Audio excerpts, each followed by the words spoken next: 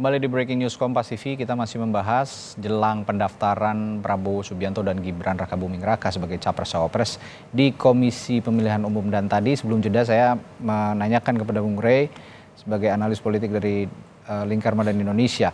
Bung Rey, Prabowo Gibran di hari terakhir tanggal 25 Oktober 2023 mendaftarkan diri. Padahal sebelum-sebelumnya kan cukup banyak waktu ya, dari tanggal 19 sampai tanggal 25 itu kan lebih dari 5 hari gitu.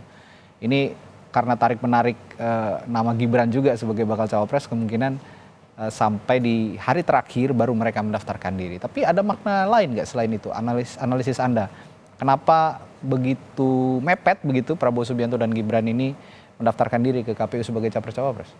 Iya, mepet karena memang penetapan pasangan ini baru terjadi satu hari sebelumnya kan gitu. Nah pertanyaannya dengan sendirinya mepet di hari tanggal di Rabu ini. Saya kenapa tidak memberanikan diri sebelum-sebelumnya udah Gibran aja gitu? Nah itu dia. Kami pertanyaannya mengapa terlalu lambat penetapan Gibran sebagai wakil presiden, calon mereka gitu. Jawaban yang tersedia menurut saya ya memang karena alot, nggak ada yang lain ini. Karena kalau sekiranya sejak dari awal mereka merasa bahwa Gibran adalah pasangan calon wakil presiden, begitu MK ketuk ya selesai kan, langsung deklarasi dan sebagainya gitu ya. Tapi kenyataannya tidak, butuh setidaknya 3 hari setelah putusan MK itu baru ada kata sepakat untuk menyatakan bahwa. Ditambah reaksi publik terhadap putusan MK itu juga negatif. Jadi mungkin juga karena itu salah satu faktor. Jadi kan kalau kita lihat jedanya itu begitu MK membuat putusan itu 2 hari kan agak negatif nih. Ya ininya respon publiknya gitu.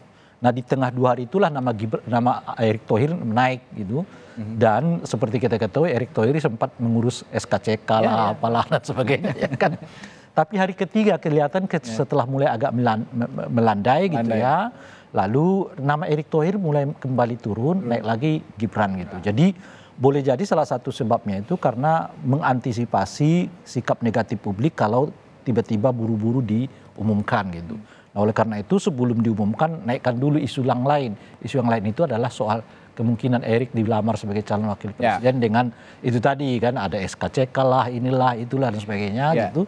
Lalu setelah kelihatan memang hari ketiga cukup melandai gitu, lalu nama Gibran dinaikkan lagi hari keempat baru masuk ke dalam peristiwa Golkar itu kan. Ya, deklarasi dari Golkar sebagai bakal calon wakil presiden. Dan informasi yang saya terima juga memang tarik-menarik itu cukup alot begitu. Ya, dan yang Partai Golkar mohon maaf, sebenarnya Prabowo Subianto ini menginginkan Erick Thohir mulanya untuk menjadi bakal calon wakil presiden. Informasi yang saya terima. Tapi Partai Golkar tidak menginginkan hal itu. Dan inginnya Gibran yang maju. Dan sempat juga saking alotnya muncul nama Hovifah di tengah, Bang. Hovifah Indar Parawansa. Sudahlah, daripada ribut-ribut begitu mungkin ya mereka ini. Kita munculkan nama yang moderat begitu. Karena Hovifah kan diusung oleh Demokrat. Begitu. Dan memang secara elektabilitas juga cukup baik ya. Jadi kan ada 3 nama ini kan diuji ya. Dilihat dalam survei gitu. Kenyataannya memang Erick Thohir lumayan lebih baik dibandingkan 2 kandidat yang lain gitu ya. Tinggi begitu elektabilitas. Makanya sering saya kalau menyebutkannya begini, ada 4 varian yang menjadi dasar bagi penilaian apakah seseorang itu diangkat sebagai calon wakil presiden atau calon presiden gitu. Pertama tentu elektabilitas gitu. Nah, itu yang utama menurut saya. Nah yang kedua adalah soal isi tas. Jadi jangan membebani. Itu tadi logistik Logistik gitu. Nah yang ketiga punya keterkaitan lah atau asosiasi dengan salah satu organisasi seperti NU atau Muhammadiyah gitu ya. Nah yang ketiga bagian dari elit partai politik.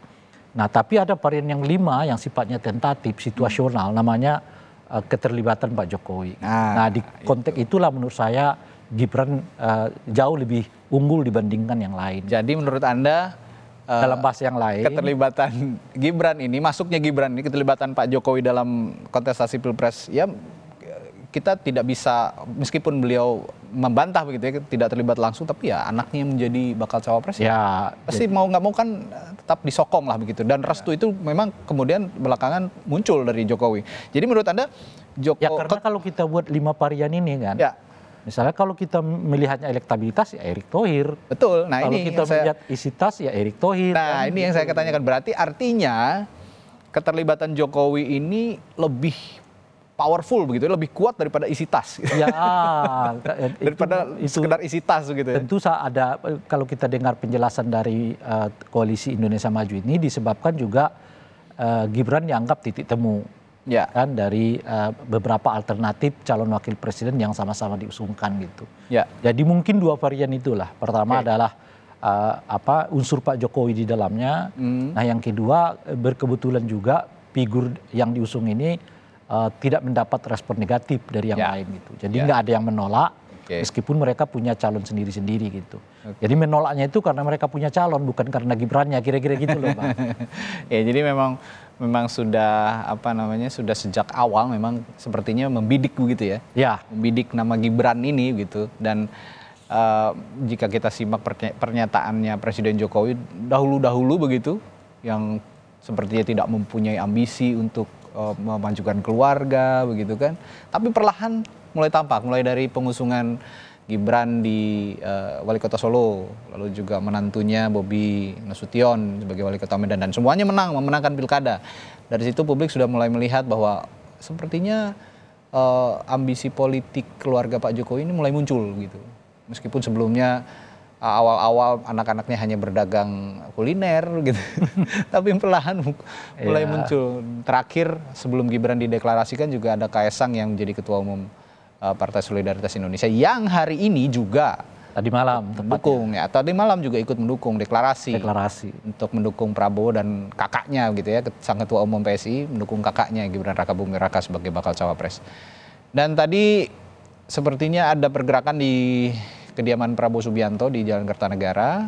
Satu lagi mobil masuk, mobil yang cukup mewah begitu ya. Saya menduga ada salah satu ketua umum partai politik juga yang masuk ke sana, atau mungkin bahkan Prabowo Subianto yang masuk dalam kediamannya setelah tadi sempat sowan gitu ke kediaman Susilo Bambang Yudhoyono sebagai Ketua Majelis Tinggi Partai Demokrat di Cikeas, Bogor, Jawa Barat.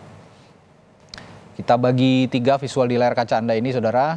Yang paling kiri ini adalah Indonesia Arena, sudah beberapa kader, simpatisan, lalu juga relawan yang mendukung Prabowo Gibran sudah menghadiri, bahkan sudah hampir penuh Indonesia Arena kalau kita lihat dari layar kaca.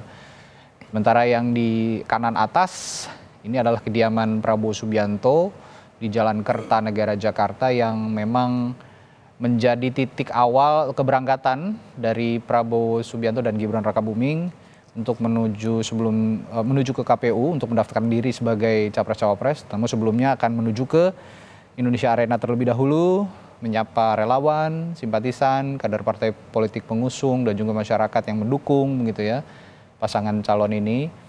Dan selanjutnya akan ke Taman Suropati. Nah, dari sana nanti Taman Suropati akan ada pagelaran budaya.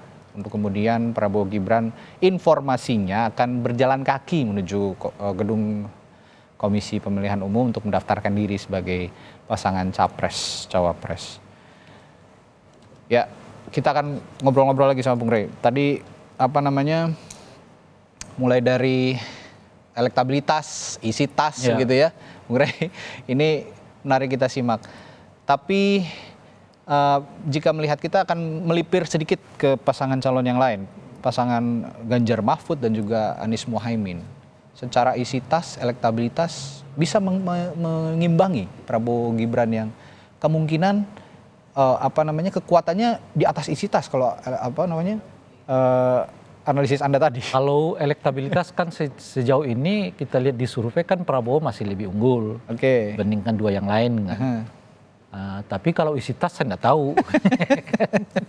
Ya, karena susah sekali tuh mengetahui budget dari setiap calon presiden wakil presiden ini. Ini salah satu problem dalam pemilu kita. Karena kita nggak punya akses yang cukup untuk mengetahui besaran dana yang mereka dapatkan dan kemudian dipergunakan dalam pelaksanaan pemilu. Tapi kan nanti juga akan ada laporan dana kampanye. Itu yang terkait dengan penggunaan masa kampanye. Kayak begini-begini kan kita nggak tahu. Di luar ini ya. Ada dukungan relawan seperti ini yang kita saksikan di Indonesia Arena. Ini sudah mulai sebenarnya isi tas ini digunakan. Iya, tentu saja. Dari mana misalnya biaya yang seperti ini gitu. Tapi begini Bung Rey, ngomong-ngomong soal isi tas, konotasi publik terhadap kata isi tas atau dana kampanye begitu kan terkadang negatif gitu ya.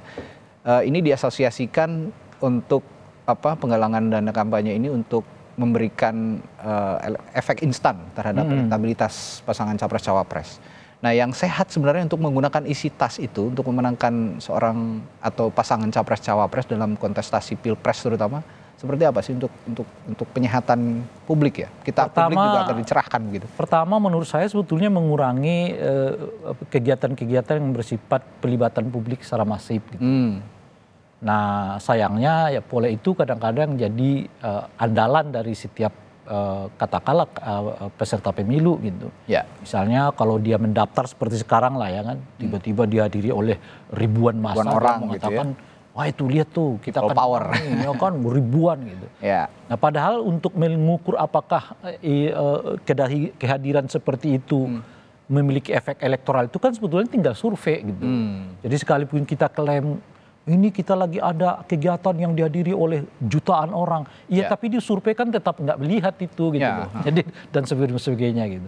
Nah, menurut saya yang begini model-model begini baiknya mulai lebih dikurangi sehingga penggunaan dana kita itu lebih terarah, lebih efisien dan seterusnya gitu. Nah, yang kedua adalah mengurangi pembiayaan ini tentu mengoptimalkan sarana yang jauh lebih gratis ya, seperti misalnya media sosial dan seterusnya. Nah sekarang misalnya orang masih tetap berlomba pakai spanduk di mana-mana, pamflet di mana-mana. Padahal efek dari itu sebetulnya nggak terlalu tinggi lagi karena orang udah beralih dari media ruang menjadi media digital ini kan gitu. Nah, jadi jauh lebih efektif sebetulnya kita memperkenalkan diri dari saluran media sosial dibandingkan dengan buat baliho, spanduk, stiker gitu ya dan sebagainya. Ini model yang saya sebut sebagai model ketika orang belum punya Android gitu gitu.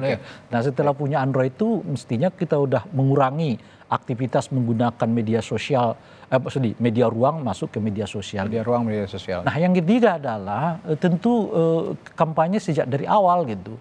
Nah, kesulitan kita ini kan karena entah itu caleg, entah itu partai maupun calon presiden, wakil presiden, kadang-kadang baru last minute ya ditentukan kesertaan mereka di dalam pemilu. Dalam hal ini misalnya bukan Pak Ganjar ya. Pak Mahfud kan ini juga boleh disebut last minute ya kan. Gibran last minute gitu ya ditentukan sebagai calon wakil presiden mereka. Jadi tidak kerja dari setahun 2 tahun yang lalu untuk memperkenalkan diri kepada masyarakat. Nah kalau sudah begitu mau tidak mau harus terjadi penggenjotan terhadap popularitas mereka dengan menggunakan berbagai saluran itu gitu. Termasuk isi tas itu tadi? Dengan sendirinya akan menimbulkan biaya besar. Nah biaya besar inilah yang memerlukan isi tas yang besar juga dengan sendirinya gitu. Ya, ngomong-ngomong isi tas lalu kampanye ini kalau berbicara kampanye sebenarnya konsen saya sebetulnya tentu konsen kalau saya sendiri konsennya tentu saya di luar gimana sih caranya supaya kita nggak menggunakan dana yang sebetulnya efek elektoralnya nggak begitu tinggi gitu ya. Cuma karena kita terpaku pada masa lalu itu kan kalau kita mau ngukur soal apakah kita akan menang atau tidak memang dilihat dari jumlah massa yang hadir di dalam kampanye atau tidak gitu ya. Nah, menurut saya salah satunya itu adalah memang harus transparan. Nah, masalah kita soal transparansi penggunaan dana inilah yang menurut saya sampai sekarang belum sepenuhnya dapat ditegakkan. Akuntabilitas dan transparansi penggunaan anggaran dan kampanye yang masih penggunaan dan penerimaan anggaran optimal dana kampanye dikomunikasikan kepada publik begitu ya, untuk diketahui publik. Tidak hanya yang dilaporkan kepada KPU tapi yang seperti ini juga sepertinya harus bisa transparan gitu ya, tim kampanye pasangan capres-cawapres. Nah, berbicara soal kampanye ini kan sebenarnya yang sehat bukan penggerakan massa yang begitu besar seperti ini, tapi muncul di hadapan publik dengan gagasan dan ide, begitu perang gagasan dan ide. Kita lihat pasangan capres-cawapres dari mulai Muhaimin Iskandar dan Anies Baswedan, Muhaimin Iskandar dan juga Ganjar Pranowo dan Mahfud MD ini sering menghadiri acara-acara yang menghadirkan pentas gagasan begitu ya. Kemarin di salah satu forum pengusaha Amerika Serikat juga Ganjar dan Anies tampil, tapi Prabowo sepertinya belum mengeluarkan gagasan-gagasan yang konkret begitu sejauh ini. Kalau saya pribadi lihat begitu. Nanti saya akan tanyakan apakah betul menurut pengamatan Bung Rey juga bahwa Prabowo ini belum punya gagasan yang konkret dibandingkan bakal capres yang lain. Kita akan bahas sesaat lagi di Breaking News Kompas TV. Tetap bersama kami.